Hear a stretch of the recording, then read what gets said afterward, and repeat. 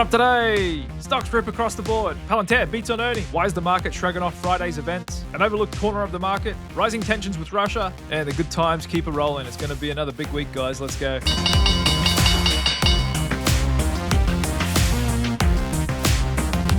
And we're back. Bright green bullish day to start the week off. The market easily shrugging off all those fears from Friday. Huge miss on the jobs report. Trump firing the BLS commissioner. Nosedive in bond yields. Building tensions with Russia and more. Nothing can seem to shake this market for too long. Seen some healthy moves out there across the board. Once again, in mega cap tech and pretty much all tech stocks doing well here today. As we get a pretty clean bearish to bullish flip in the market. S&P reclaiming 6,300 once again, with all indices up across the board, and it was actually the Russell 2000 small caps leading the charge today, as it looks like the dip was bought on Friday just below the 200-day moving average, and we're actually still pushing up high here after hours. Pretty big move for the Russell. But the biggest headline after hours, we just heard from hot AI stock Palantir, their latest quarterly earnings report. Revenue coming in above $1 billion for the first time, as this AI government contractor continues to experience significant momentum in their business, with revenue up 48% on the same quarter last year. And this is on back of continuing growing demand for their artificial intelligence platform AIP, which, to break it down really simple, basically just looks at every data point in a business to produce real-time precise analytics that help management make data-driven decisions and let AI drive their business. And because of their close relationship with the US government and the US military, no doubt it deserves a premium, for it is one of the most richly valued stocks in the market. Just looking at EPS, only a modest beat of 15%, delivering 16 cents in earnings per share. And with that billion in revenue, if we annualize that to 4 billion, it's still trading almost 100 times sales. And just going down to a 5-minute chart after hours, initially shot up right on the results, about 5% or so before pulling back a little bit, currently up a little over 3% as I speak. And there's a bird's eye view at their numbers. Pretty healthy growth year over year, exceptional margins like most digital businesses, and the amount of customers they now got, 849, up 43% year over year. And it's no doubt an exceptional stock. It has been for several years now, and a favorite amongst retail investors, many of which have done well on this stock. And the amount of bullishness I see on this stock is some of the most I've ever seen on any stock. With comments like this on X, Palantir may never go down again in our lifetime. And of course that may be sarcastic, but it just shows the perception of this stock out there. And again, apart from Figma, which just came onto the market last Thursday and actually ran up like crazy, just had a bit of a nosedive there today, down 27%. The most richly valued stock is Palantir, with a forward PE around 230. Now, no doubt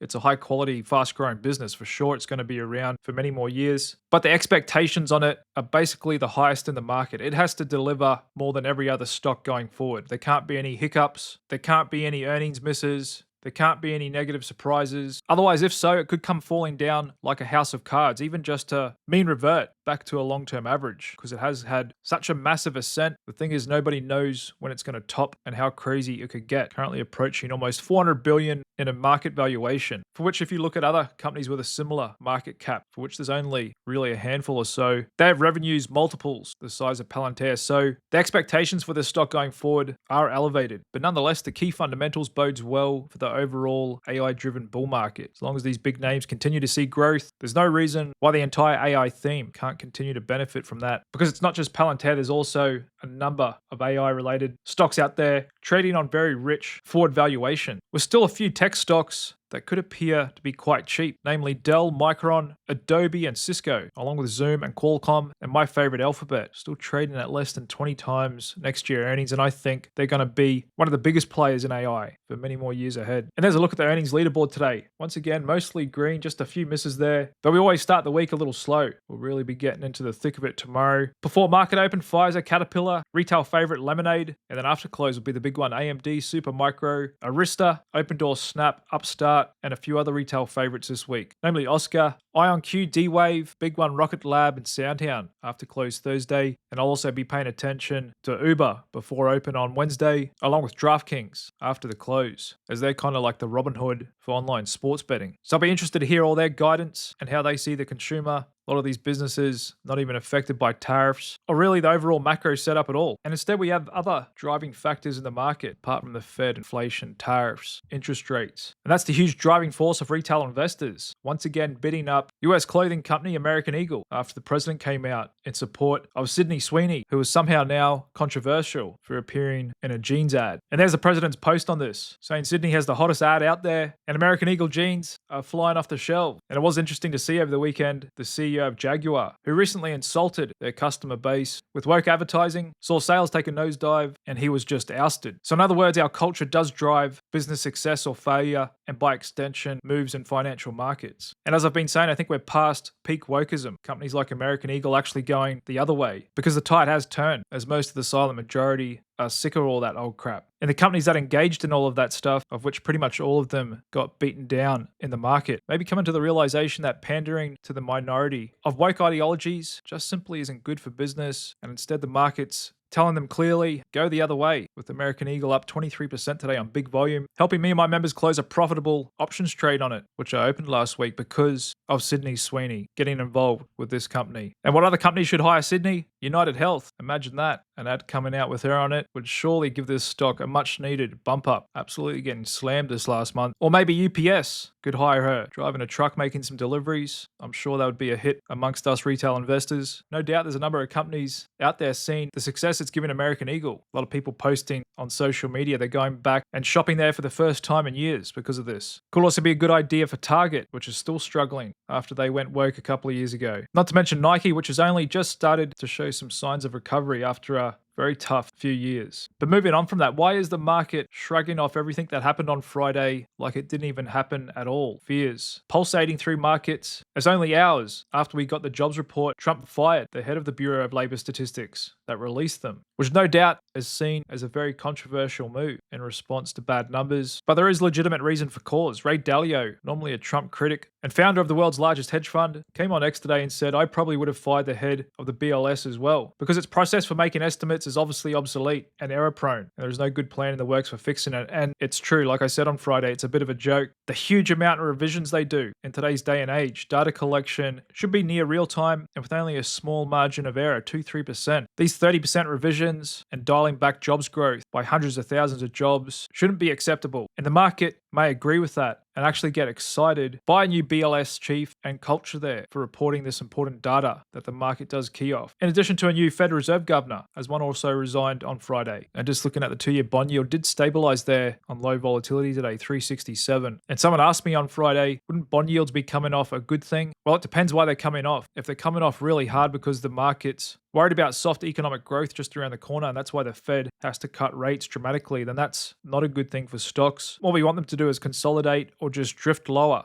with the market forecasting inflation to stay low, and that's the reason why the Fed could cut rates, not because we're about to go into a recession or unemployment's about to spike. But looking at the market's price action today, it doesn't seem worried about the jobs market because corporate earnings is at all-time high. And we could be at the start of a divergence between the jobs market and corporate earnings, thanks to AI, allowing companies to lay off staff while still increasing profits, something we're already seeing across the tech sector. And we did see a sharp pullback in volatility today, with the VIX getting up to 22 on Friday. It's now fallen back onto a 17 handle, and the term structure is still very much in contango, meaning the options market is not too worried right here. But it would be just remarkable if we did continue to rally in August into mid Q3 September, when we can normally see a bit of a rise in volatility. Did it already start on Friday by bumping up? And have we already seen the worst of it this year back in April? Unless we get a really big surprise, we probably shouldn't get a massive VIX spike like we got back then, which actually briefly got into the 50s before we witnessed the biggest volatility crush in history, which has preceded, by some measures, the best V-shaped recovery in the stock market. But again, there's plenty of seasonality out there that does suggest Q3 could be soft, especially in a post-election year. We can see a pullback around this time of year. But so far, most of the technical signals we've got this year are very bullish looking forward, even after we just did a very long stretch with the market above its 20-day moving average. Can be a little soft in the short term after that ends, but 12 months out, it's back to going higher, more so than average. About 73% of all years finish higher, and this technical signal suggests somewhere around 87% a year after a winning streak ends. And just looking at some interesting price analogs, historical periods with greater than 50% correlation to the current 5-year pattern. Pretty mixed there going forward. A year actually a little bit less than what the market averages in the long term, which is normally around 9%. These highly correlated price analogs averaging about 8% going forward. a year. And there's a look at the composite, which is actually showing a 95% correlation. And again, that too is suggesting we could have a period of weakness. And there's a look at some of the years that currently have high correlation with this current market setup. Sure, 2018 would catch a few people off guard if we went and revisited those April lows and took them out by a few ticks. No one wants to see 1937 again, as we could be right on the cusp of a nosedive. Same with 2008 and 73. However, there's also a good chance we could be in a 2013 style market, which was a very low volatility year. We just grinded higher, a few sharp pullbacks, then it was back to business as usual. Or if we do a like in the AI boom to the internet boom, it very well could be similar to the mid-90s, for which the market was already richly valued back then, but it kept on marching for another 4 years before topping out in March 2000. I'm interested to hear your thoughts. If you were to choose a year, what year do you think this market is most likely similar to, and how it's going to play out going forward? And of course, that doesn't mean we have to keep trading in lockstep with one of these years. Could very well do something completely different, as markets are great at surprising all of us. But no doubt, the higher we go, the more and more calls for this being a bubble will be sounded off. Some analysts say now, if the Fed does cut rates, that risks adding further fuel to an already record-setting rally in stocks. But it really comes down to earnings, the yield, like it does with all assets. The same goes in the property market. Exceptional assets perform exceptionally. If you could go back 200 years and buy an acre of land in Manhattan, you may have to pay up for it at a rich valuation. Say versus an acre in the middle of another city, wherever in the world, that maybe didn't have the same fundamentals. And even though you could get that way cheaper, it would have been better off paying up for a slice of Manhattan. But just getting back to the stock market, analysts expect $290 in earnings for the S&P 500 index next year, which is a pretty good earnings per share growth of 12%, which we are currently tracking for in this market. And if that were the case, and the market keeps trading on its current multiple of 22.5 times trailing 12-month earnings, that would give us about 6,500 on the S&P 500, about 200 points above where we are now, which is about 4% growth. But if the multiple kept growing, in other words, investors got more excited about stocks, and it just went from 22.5 to 25 times earnings, that would give us an S&P 500 around 7250. But what if earnings blew through expectations and we got 15% growth? That would make it more likely investors assign a higher premium to those earnings. And we very well could go well into the 7,000s next year on the S&P. And from all these good fundamentals can very well come a bubble. As everything looks so good, it becomes so obvious. Everybody buys, it feeds onto itself. Maybe we see a bubble like we've never seen before. Maybe we get a multiple of 30 times and the S&P 500 hits 10,000 before inevitably topping and correcting. And the initial AI boom is then over. Then we go to that stage of efficiency, just like we saw with the internet in the early 2000s. But if we can get a Fed lowering rates, that will definitely help the likelihood of all this, especially the relative appeal of stocks over bonds, not to mention the cost of capital going down for consumers and businesses. So this upcoming September meeting with the Fed is probably going to be one of the most interesting of our lifetimes and pivotal. The pressure's on Jay Powell to cut. If he doesn't, let's just say I wouldn't want to be in his shoes. I probably would just resign if I was him instead of not cutting. Because right now the market's pretty much saying it's a lock. 94% chance we're going to get a rate cut in September. Even penciling in 2 more rate cuts this year, taking the overnight rate down to 3.5%. Which will be good if the economy is still holding up. Just be interesting to watch the jobs market in the months ahead and how the stock market reacts to those numbers. Because we just got a shocker report on Friday, but it looks like the market's just shaking this off. No doubt could still be a head fake, bull trap, whatever you want to call it. Guess we won't know until we take out all-time highs again. But for now, it seems to bounce beautifully off its 50-day VWAP, for which it's been above for a few months now. But for everyone calling AI a bubble, I'd say there's just as many people who believe in it and are calling it a secular trend.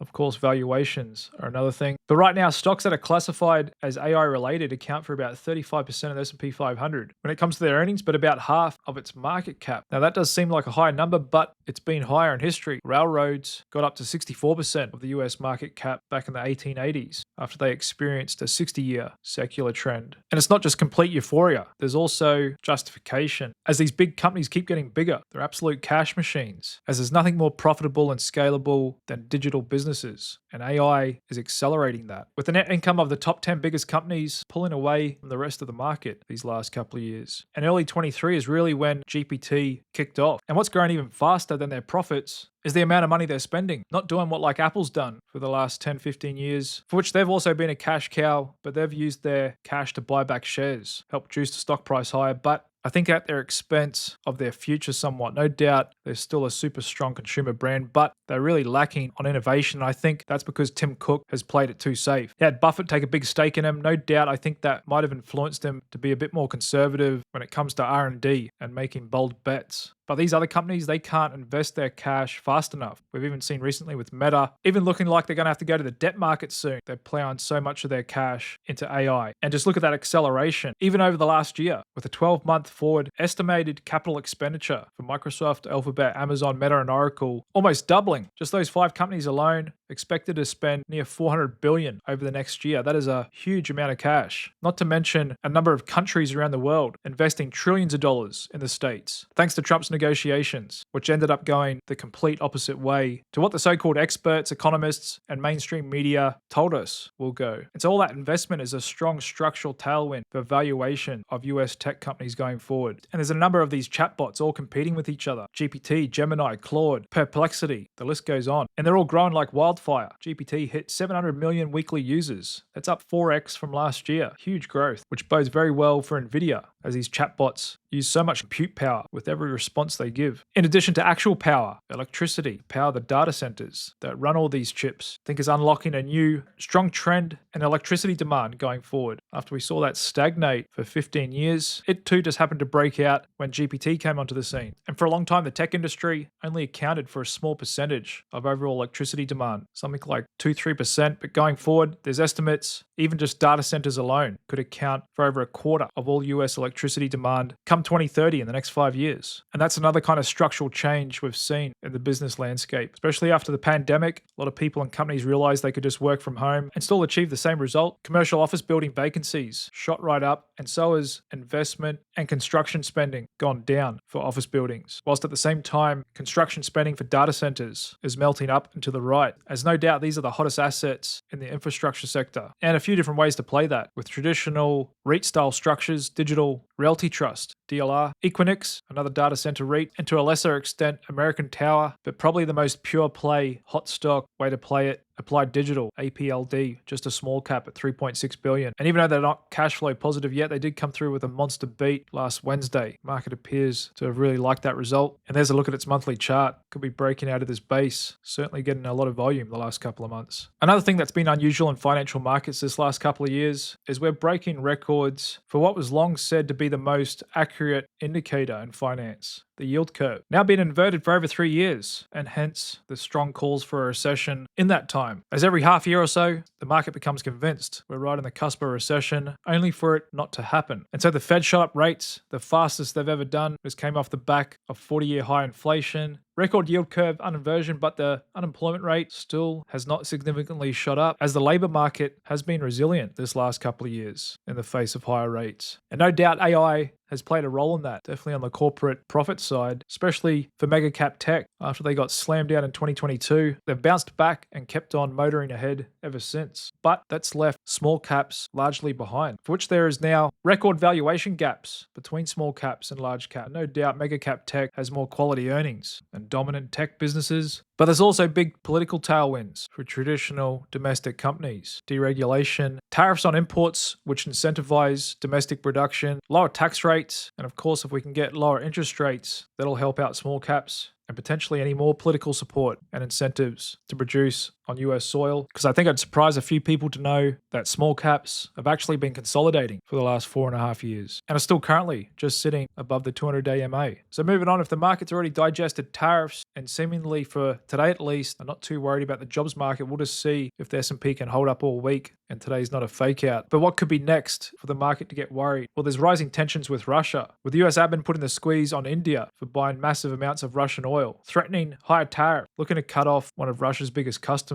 for their oil, as they pressure them to make a peace deal with Ukraine, which it looks like the US and Ukraine have been ready to sign for months now, but the Russian side appear to be holding it up. But that's getting down to a crunch time. In the next week and a half, we'll know whether the Russians will agree to a peace deal. And what will that look like for for all involved. Right now, crude oil doesn't seem too worried, but gold's only a few points below all-time highs. Looks to be forming a bit of a bullish flag formation here somewhat. And just wrapping it up with a few other charts out there today. Nice bounce back in uranium, as that too appeared to have bought the dip on Friday. Ethereum, strong start to the week, back above 37 a coin. We very well could be testing this 4,000 level, maybe this week. And just checking back in with Palantir after as I speak, currently up a little over 4%, looking like it's going to gap up there tomorrow. Brand new all-time highs, 167 a share, as they did come through with a beat, and the market appears to be once again getting excited about this stock. And just looking at my themes watch list, plenty of action there in small cap growth stocks today across pretty much every sector. A few battery stocks doing really well. Little mixed in space stocks. Rocket Lab, big time retail favorite, reports this week. Ava Technologies, potentially looking like a buy the dip opportunity this week. And a whole bunch of these hot sectors also reporting this week. D-Wave Quantum on Wednesday night, along with Oscar Health, another retail favorite, will report this Wednesday night. Getting some big moves in eVTOL and drone stocks today. Also nice to see Blade Air Mobility, one I've got in my stock picks portfolio, up 17% today on news. Joby will buy their passenger unit for up to 125 million. Nice bounce back there in Ethereum treasury company Bit Digital, and Coinbase is on my watch list for a buy the dip opportunity this week, along with Robinhood, also looking pretty strong here after reporting blowout earnings. It too could be a breakout candidate this week, along with rare earth stocks, also trading very firmly here. Otherwise, it's pretty light on the economic calendar this week. We'll just be paying attention to earnings and, of course, weekly jobless claims that we normally get on Thursdays. I think the market will be very interested in that after that really soft jobs report on Friday that appears to have shaken off. And I guess the tell was it wasn't a complete bearish breadth of a day on Friday. There were spots of green out there. And I'd say today was even a more bullish day than it was a bearish day on Friday. Looking at Brett finishing pretty strong and even bumping up after hours as I speak. As always, we'll play it how it goes and see what tomorrow brings us. Thanks very much for tuning in. My name's Jared and I'll be back this time again tomorrow. Cheers.